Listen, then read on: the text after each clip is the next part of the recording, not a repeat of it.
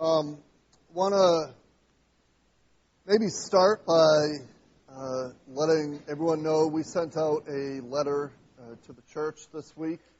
We're excited to ask you to be praying for Bruce and Holly as we potentially take a pretty significant step forward together.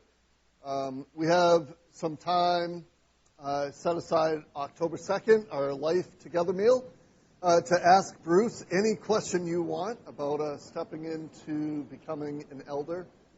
Bruce, Sean, and I spent quite a bit of time with Bruce and Holly over the past couple months, and we're excited to open that up to you to be a part. So make sure we urge you to be in prayer and especially to be present at the meal on October 2nd. There's some other pretty exciting things happening around various people. Kirsten is looking glorious as her baby gets closer and closer. Barbara is looking incredibly tired as Robert has joined the family, and he's back there if you want to meet him for the first time. Zach and Courtney Clark recently got married. There's a couple of Landrys who are engaged. It's just been a fun season for a lot of folk, a lot of life-giving opportunities. And life is this amazing gift that God gives to us. And I don't know if every church goes through this, but we seem to go through different cycles where there's a lot of these exciting things happening around people, and then we'll go through a cycle where there's just a lot of sadness and funerals and missing people.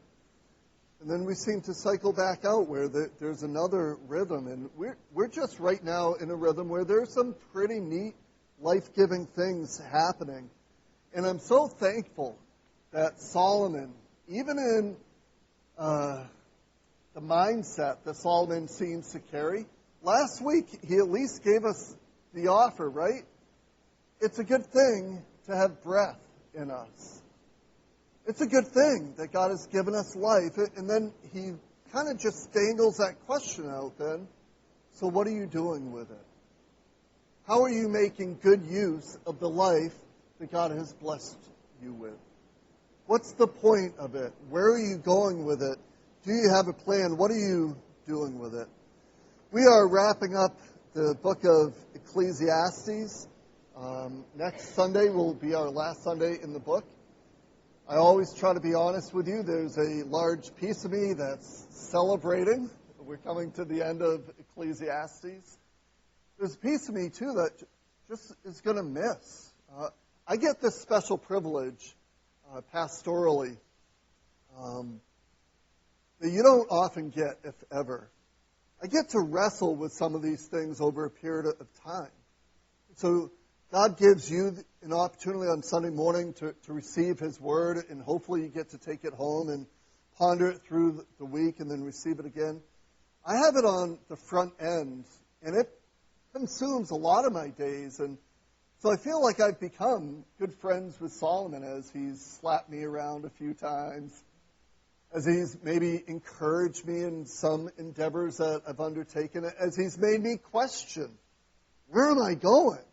It's just been healthy for me, but I'm also ready to have a little more levity in the preaching task. So we'll see what God has for us in a couple weeks. But this week we are in Ecclesiastes chapter 10.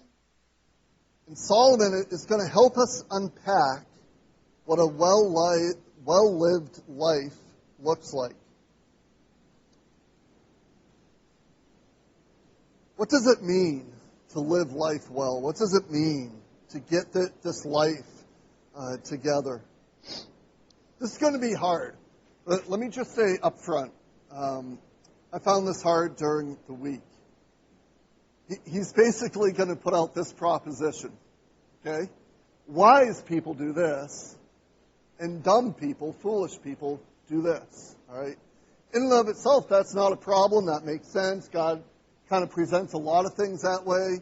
It's not an issue theologically, but it becomes an issue when you start feeling yourself over on the dumb side a lot.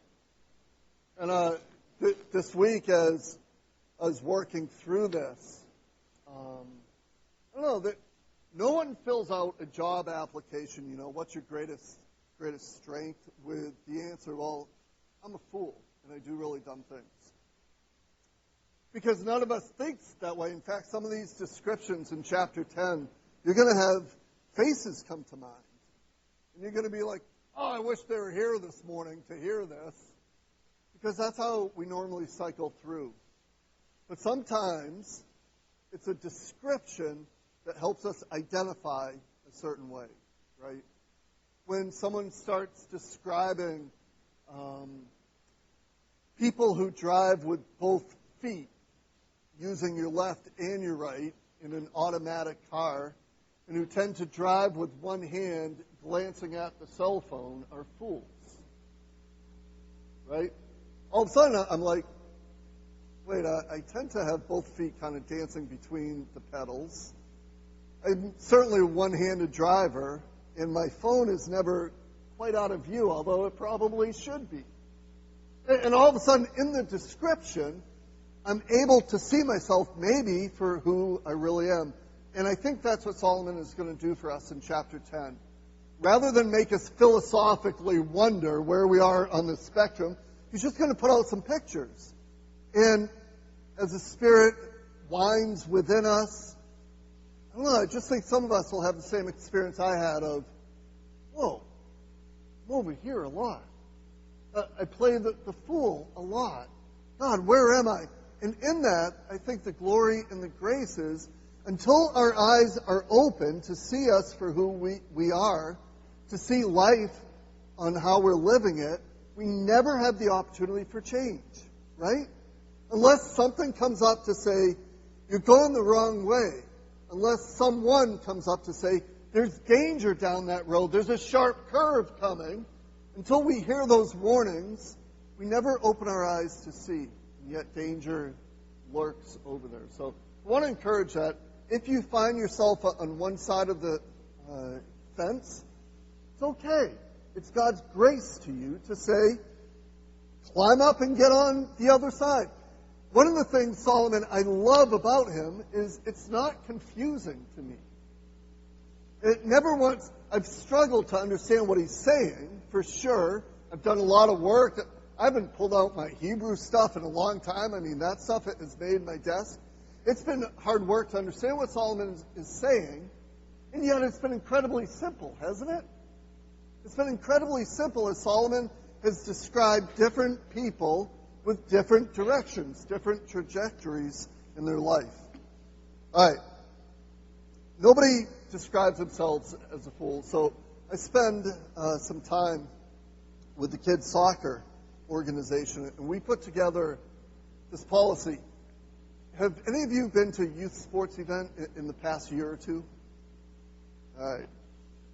So if I asked you this generic question of how do parents act at sporting events, the chuckle says it all, right? We all know.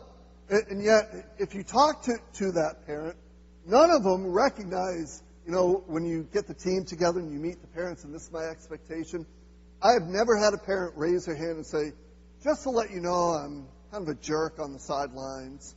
I'm very verbal. I love to abuse the refs. I'll criticize you behind your back, especially to my kids, and I'll coach them to do the absolute opposite of what you coach them to do.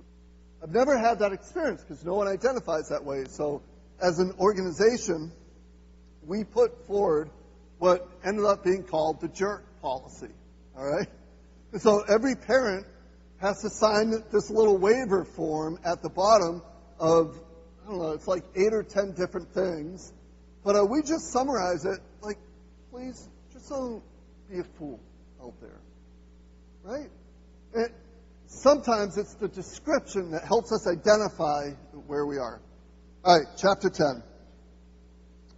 Verse 1. He's wrapping up last week. As dead flies give perfume, a bad smell. Did I just say I had no idea that was true?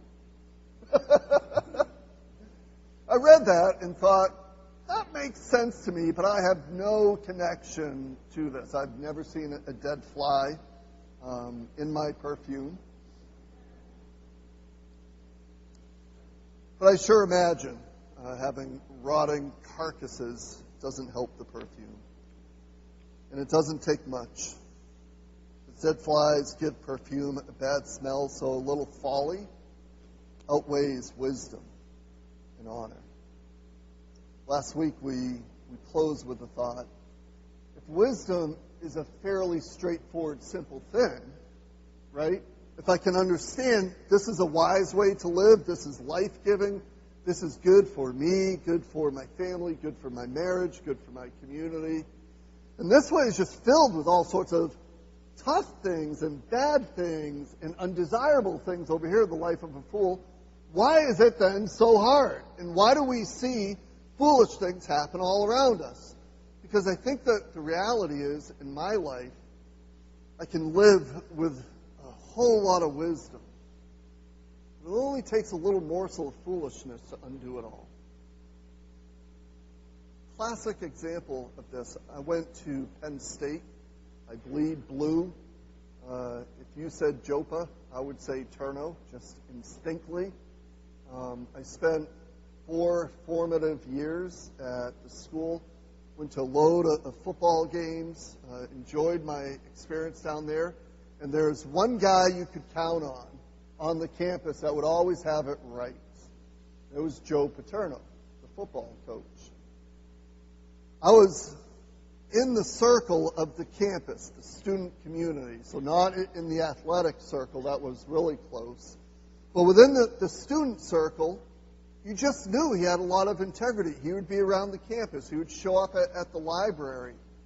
The athletes that were in classrooms around, every single one of them spoke highly of Joe Paterno. He was the real deal.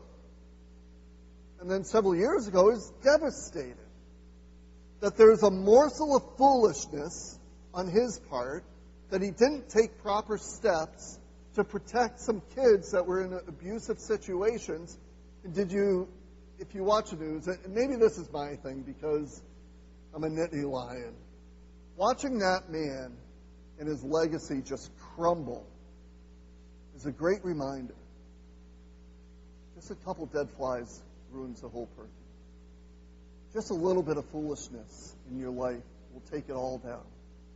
It's just the reality that Solomon is seeing out there. And then in verse 2, we are in the political season, so if any of you are connected to the Republican National Committee, here's your chance. You can try to convince us that Jesus was a Republican even more. The heart of the wise inclines to the right, but the heart of the fool to the left.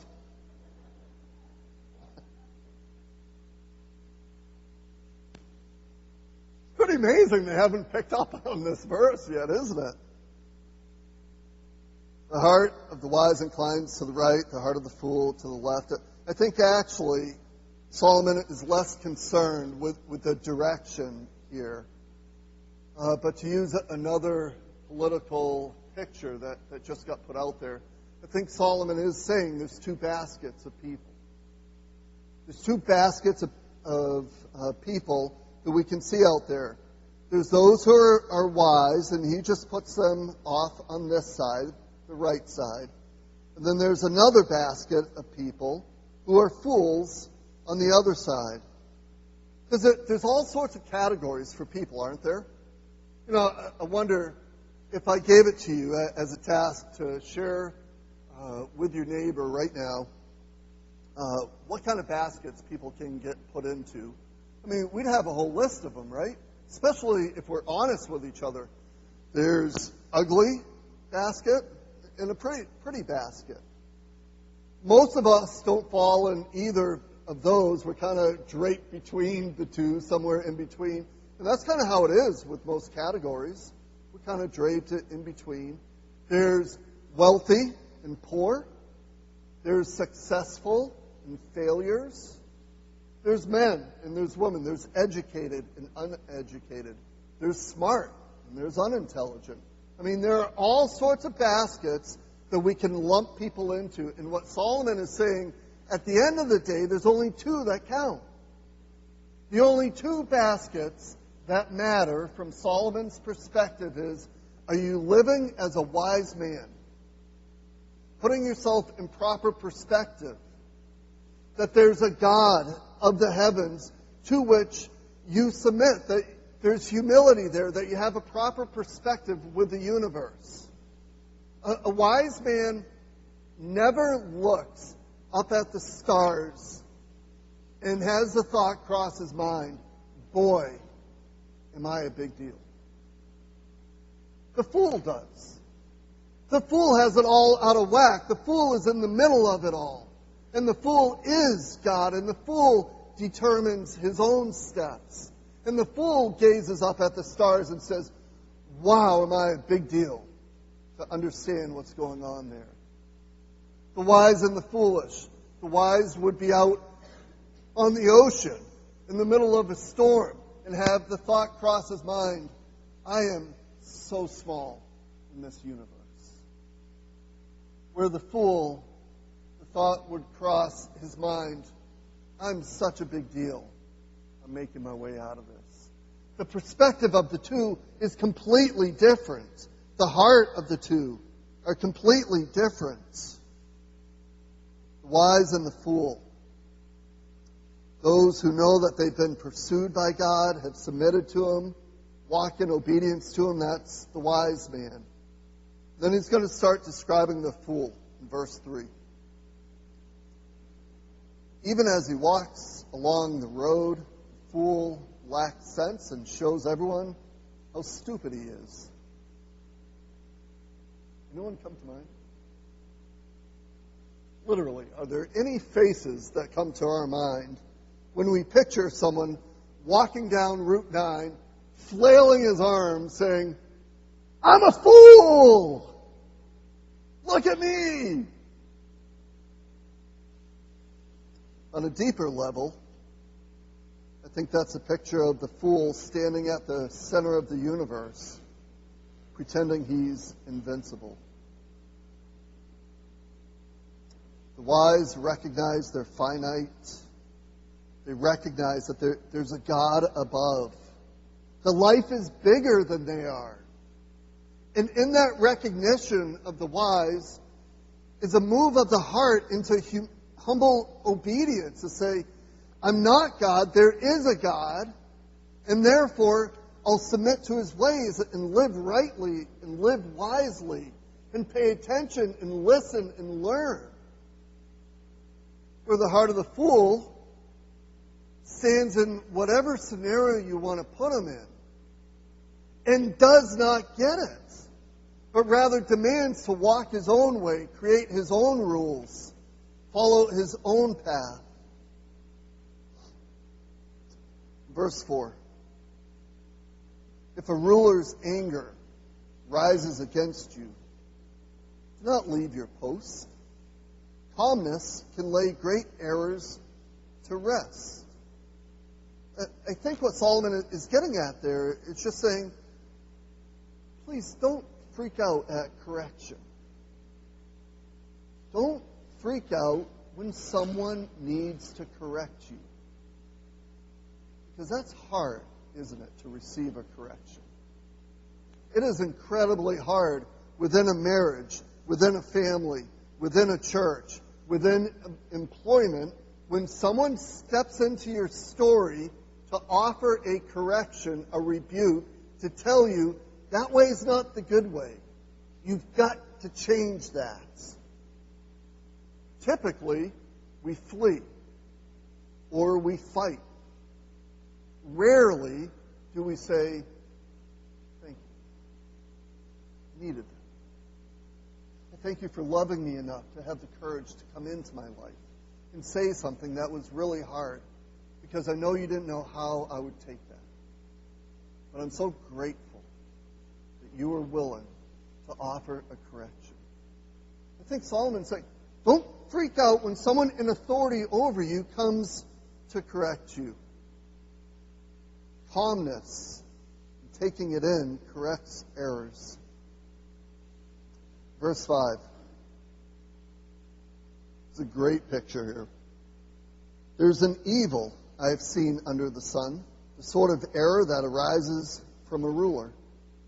Fools are put in many high positions, while the rich, the wise, occupy the low ones. I have seen slaves on horseback, while princes go on foot like slaves. I think in Solomon's world, when he sees that kind of scenario, it's turned upside down, where foolishness is elevated and wisdom is relegated to just walking like a slave on the street. It's not right. And that's Solomon's word picture to show us there are times that everything is flipped upside down. Can you relate to that? Can you look around the world, around our community, and see foolishness elevated and wisdom relegated? Let me give you, hopefully, a good illustration. Do you know 100, 150 years ago, 200 years ago, what the most famous people were, who they were, that everyone would have been talking about? Scientists, doctors, philosophers, even preachers. That's what dominated the conversation of the people. And it didn't matter what position you were in.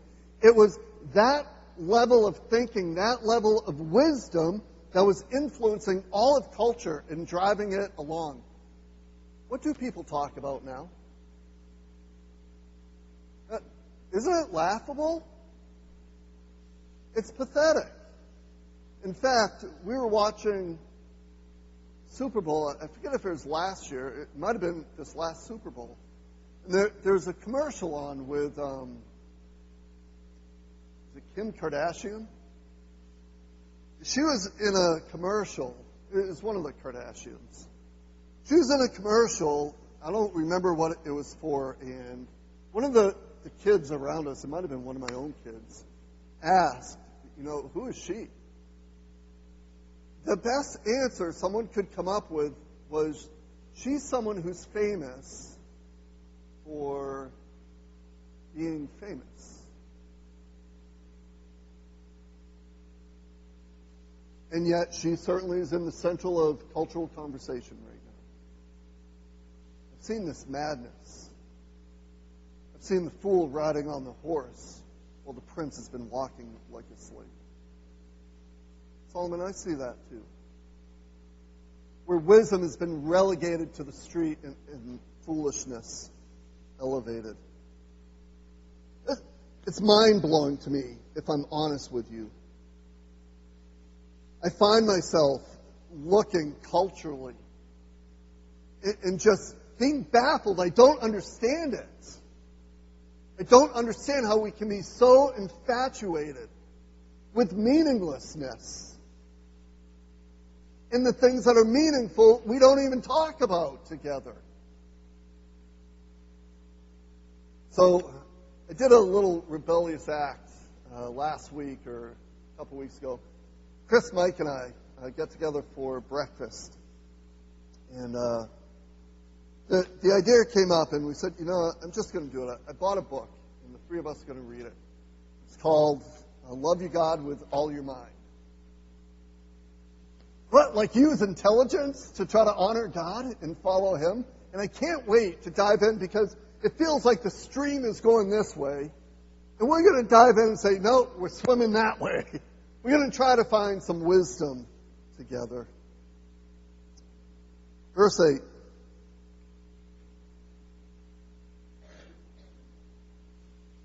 What do you do for work? You don't need to verbally answer that, but just picture. What do you do for work?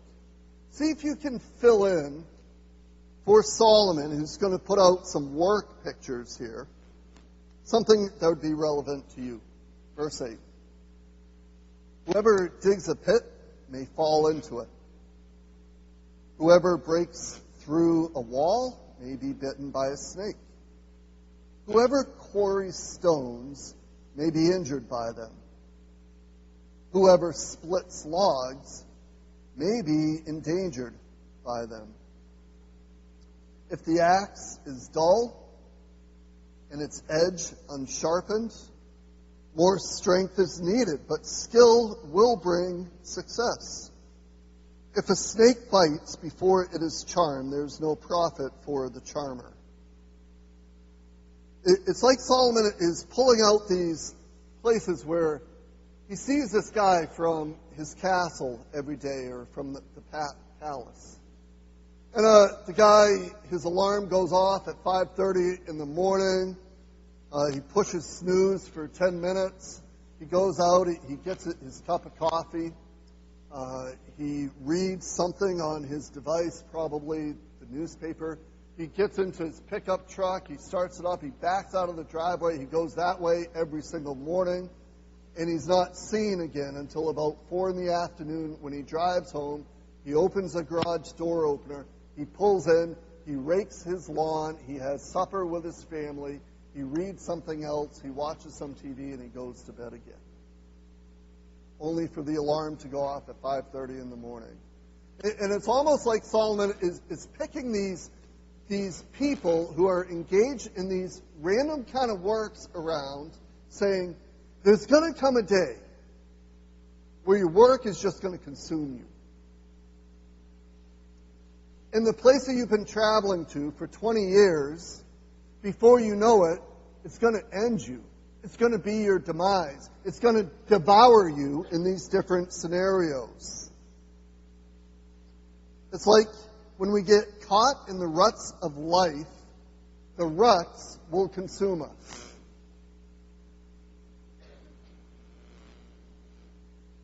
And I say this because I've talked to many, and I fear this for me. I've talked to many who have driven in the ruts of life. I'm just going to work and doing my thing, and I'm going to work and I'm doing my thing, and I'm going to work and I'm doing my thing. That at the end of it all, when they're 70 years old, they're looking back and they're expressing something to the effect of, what was it all for? I feel like I missed out on life. And Solomon puts out these pictures. It doesn't matter. A guy breaking through a wall and a snake is back there and he's done. Or he's working in a quarry and some big rock drops and he's done. There'll come a point, if we don't pay attention to it, that we go from being 25 and excited to work to being 30 and beginning to move up, to being 40 and trying to integrate family and working more because there's strife in the marriage, to being 50 where now there's a lot of accolades at work, to being 60 and I'm really getting close to retirement, to being 70 and asking the question, what do I do with it? I'm at the end. I'm at the end. And he offers this one, I think, helpful little piece for us. In verse 10.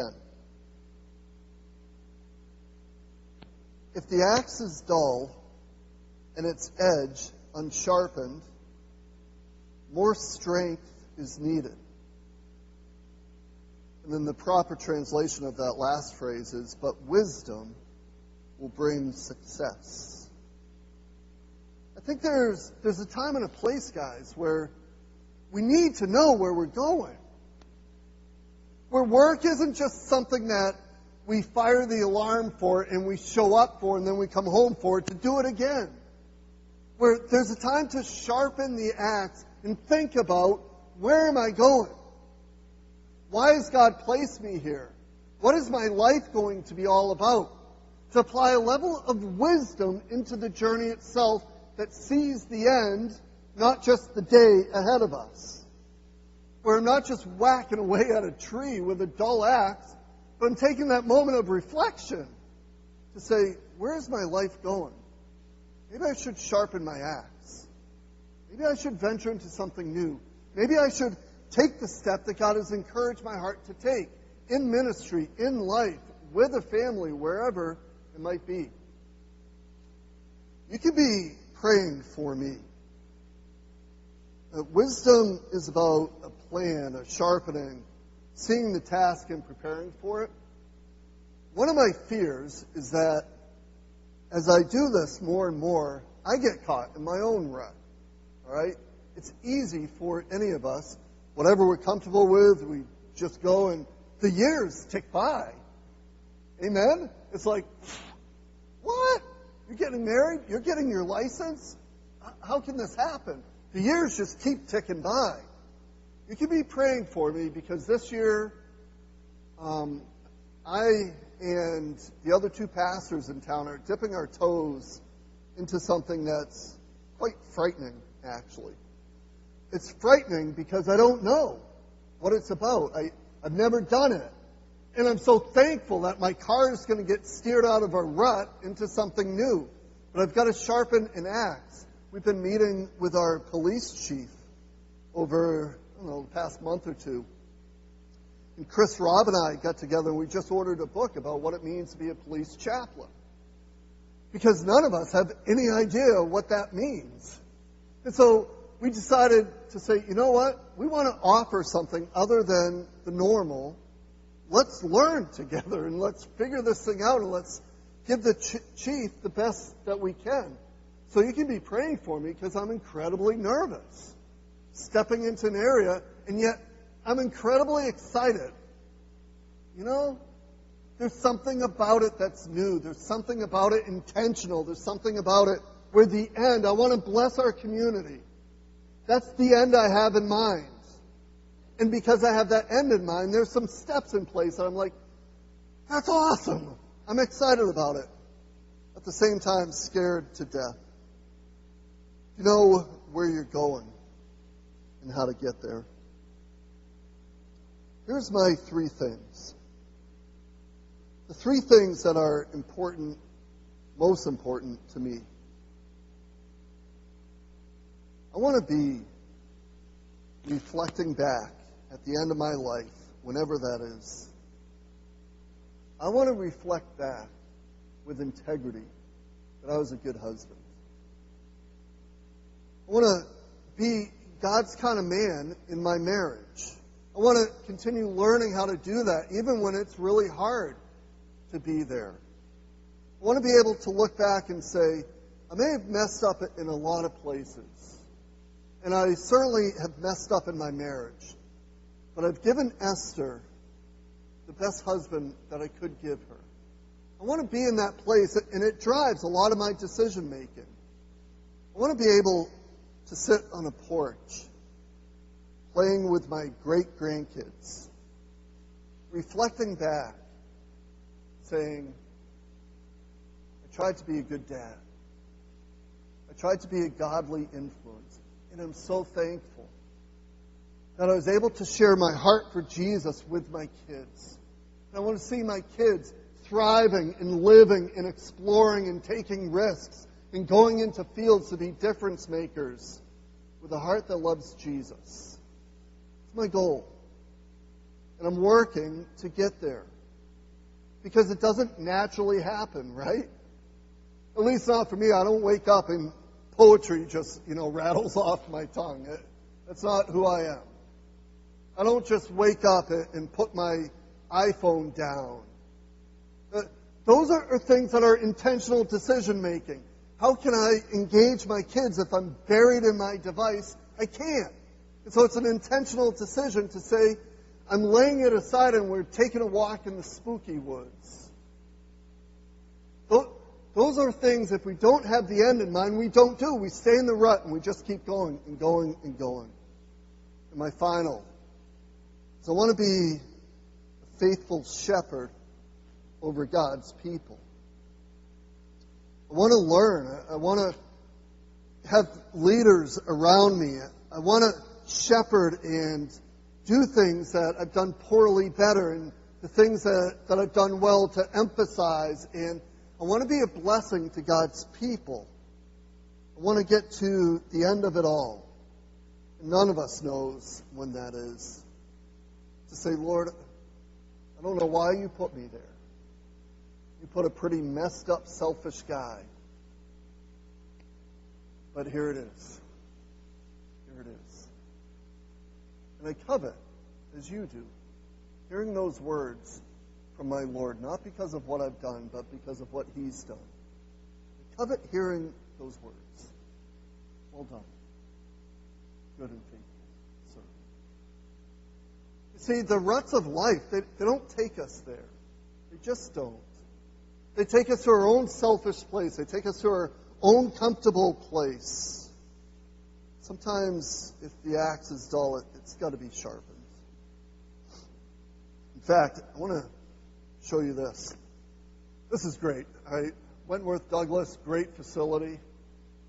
They put on these spiritual conferences somehow that are impossible to figure out what they're even talking about. Because you can imagine a local hospital is just like this wide open. Spirituality is the word that they use. And so these things will cross my desk, and literally I'll look at them and chuck them, look at them, chuck them, look at them, chuck them. This time around I looked at them, and it caught my eye.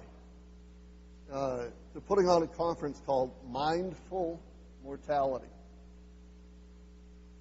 So I told you I've been hanging out with Solomon, right? So I've been thinking about death and mortality quite a bit. So the title caught me, Mindful Mortality. What does the community around us think of death? What a great question. I'm interested. So I opened, and they just have the brochure here of the activities. You can't read the first one, but 1 o'clock to 2 o'clock p.m., Death Cafe.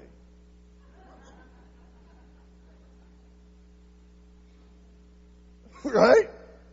Probably other periods of my life I'd be like, that's ridiculous. This particular period, I'm like, I'm in. I'm signing up for the Death Cafe. Let's go. At a Death Cafe, people, often strangers, gather to eat cake, drink tea, and discuss death. Literally, I mean, that's what it says in the brochure. So for me, I signed up, and Terry from DEC, I'm dragging him, kicking and screaming to this thing.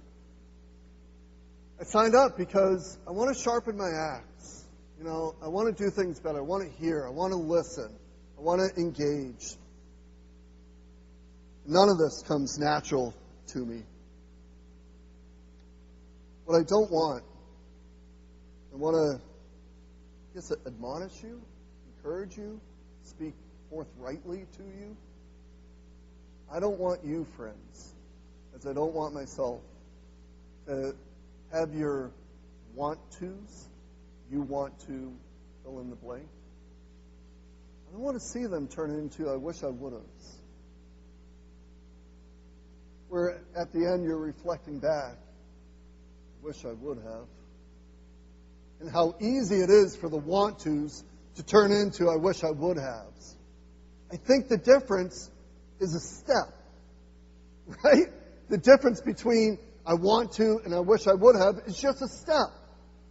What's that step to get you out of your ruts? To provide some wisdom, to sharpen your axe, to do that thing that God has called you to do, to have the end in mind, to go for something new. What is that?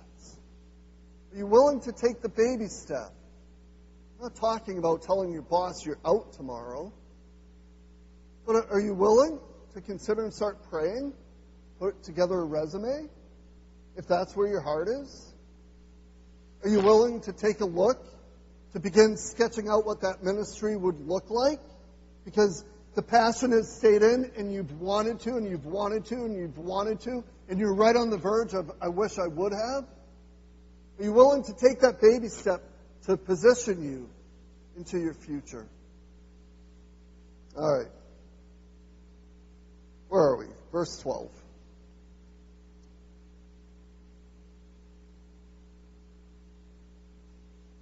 Words from a wise man's mouth are gracious, but a fool is consumed by his own lips.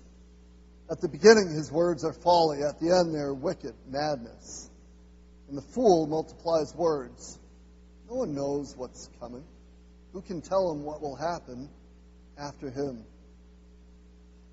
You get the fool talking, and you get the wise man in the mix. And I love to be with guys who have learned. I love to be with guys who have loved their wives well, who have raised their kids to see Jesus. I love to be with guys who have swerved their life out of the rut and are pursuing some new things. Not fools stuck in the rut, speaking madness or not willing to see differently or just forward on the same email that everyone else is forwarding on. There's something about wisdom that is so attractive. And it's something, quite frankly, why I love to spend time with Sean and Bruce. The experience that they offer, the wisdom that those two guys offer to our church and to me personally, is such an attractive thing for me. We'll keep rolling. Verse 15. A fool's work wearies him. I promise we're going to close up here. I really promise. The people who are most tired, the people who are most caustic and fired up, the people who describe life in terms of this overwhelming experience, are the fools who are going nowhere, who are on a treadmill, just spinning.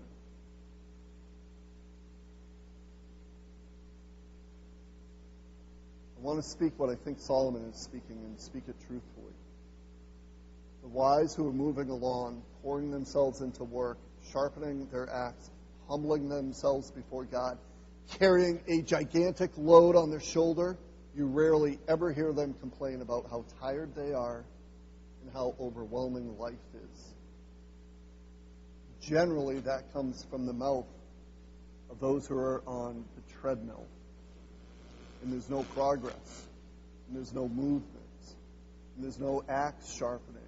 And there's no new thinking. And there's no new anything. And they're just spinning. We've talked about the treadmill that Solomon sees around this world many times. And when you're on that treadmill, trust me, your verbiage is, life is overwhelming. It's so hard. I'm so tired. You are, because you're not going anywhere, and all the effort that you expend is not moving you. Because you've adopted some foolish ways in your life. The wise who are heading towards their end that God has described, you don't hear it from them. There's an underlying joy with the amount that they're carrying, because they know they're moving to the end that Christ has called them to. He goes on here. A fool's work wearies him. He does not know the way to town. Woe to you, O land, whose king was a servant and whose princes feast in the morning. Blessed are you, O land, whose king is of noble birth and whose princes eat at the proper time, for strength and not for drunkenness. If a man is lazy, the rafters sag. If his hands are idle, the house leaks. Does anyone want to argue with that? But I don't have time. Yes, you do. You have no more time than I, nor do I have any more time than you. We each have 24 hours in a day that we allocate however we choose to allocate them. Nobody chooses how to allocate your time except for you. Okay? So whatever's coming up saying, no, nobody allocates your time except for you. For you say yes or no. And immediately you're freed up to own it. Amen? And not live behind the excuse that someone else is running your life. You are. And you're allowing them to. If a man is lazy, the rafters sag. If his hands are idle, the house leaks. A feast? How many times have we seen a feast in Ecclesiastes, right? Amen? Feasting is good. Food is good, steak is good. The wine to make a heart merry is good in God's sight, not for drunkenness, but for friendship. And here he goes again. A feast is made for laughter, and wine makes life merry. But money is the answer for everything. And let's just pause there. Perhaps that deserves something. Money solves a whole lot of things. Amen? We are buying 200 chairs. I have a check in mind. We had to come together to approve the expenditure of money to get some chairs. Why did we do that? Because things are not free. I would put AC in this building in a heartbeat if we had the money for it. You saved up for retirement because you know money addresses a lot of issues. We don't love it. It's just a tool that is really, really helpful. That's how it is. And I think that's all Solomon is saying. Be wise with it. Enjoy it. Don't love it. Enjoy it and use it to bless others. Throw a feast. Have friends over. Leverage it. Throw the block party to get to know your neighbors. Verse 20. We'll end here. Do not revile the king, even in your thoughts, or curse the rich in your bedroom.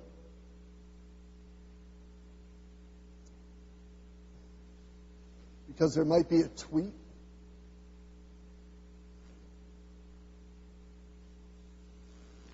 that may carry your words, and a bird on the wing may report what you say. Oh, how relevant is that? Didn't know Solomon was a prophet, did you?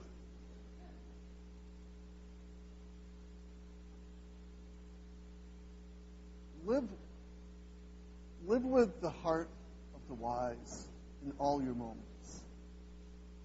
When you're lying at bed, don't fret over what God has given someone else. Don't complain about what you see in someone else's life that you don't have. Don't fret about the authority that God has placed over you, because it will come back. It will come back. I'll make this public pronouncement.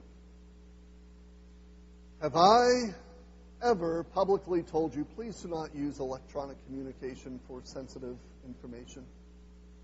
Has anybody ever heard that from your pastor? Seriously? Okay, so we're going to say it again. I will not answer email that has sensitive stuff in it that really should be face-to-face, nor will I answer a text that requires some personal interaction, nor should you ever be sending those, not only to me, but to each other. Okay? Has anybody now heard your pastor put a public proclamation about electronic communication? The reason is because there will be a bird that swoops down, catches that, passes it along, and it will blow up. Don't do it. But I think even behind that is live, sleep, wake, eat, work, play, all of it with the same heart. Don't give in to those moments that you want to be the fool racing to covet what someone else has, even in your bed. Have the heart of the wise. Looking forward, next week we'll wind this thing up. We'll condense 2 chapters into one. Solomon is doing chapter 10, these 2 baskets, the wise and the fools, because his plane is landing. And he's bringing us in to a key landing point that we can't miss it. It's important to begin seeing that approach. Let me invite the band up as we close in prayer.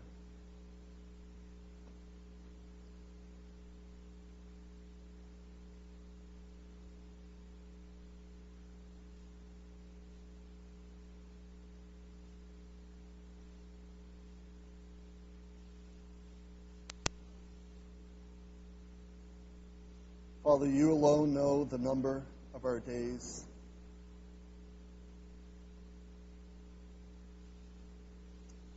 We'll live to see 40, 60, 80, if you give us the strength. Oh God, teach us to number our days aright, that we may have a heart of wisdom.